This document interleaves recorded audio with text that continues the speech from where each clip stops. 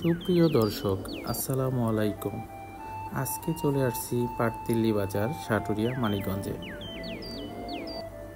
চলুন পাখির চোখে ড্রোন ক্যামেরা দিয়ে একটু ঘুরে দেখাই পাটতিল্লি বাজারটাকে।